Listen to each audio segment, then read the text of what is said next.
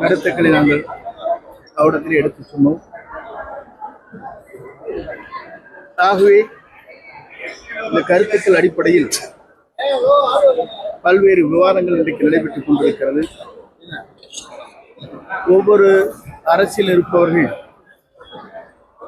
அவர்களுக்கேற்ப தங்களுடைய விருப்பங்களை தெரிவித்து வருகிற இந்த நேரத்தில் ஒவ்வொருவருக்கும் ஜனநாயக உரிமை இருக்கிறது என்ற அடிப்படையில் தங்கள் கருத்துக்களை வெளிப்படுத்துவது, அவருடைய உணர்வுகளை வெளிப்படுத்துவது என்பது உண்மையிலே வரவேற்கத்தக்க ஒன்று. அதே போல அங்கே உள்துறை அமைச்சரை சந்திக்கின்ற போது அங்கே ரயில்வே துறை அமைச்சர் அவர்கள் அங்கே வருகின்றார்கள். அவடத்தை ஈரோட்டில் புறப்படுகிற நம்முடைய எக்ஸ்பிரஸ்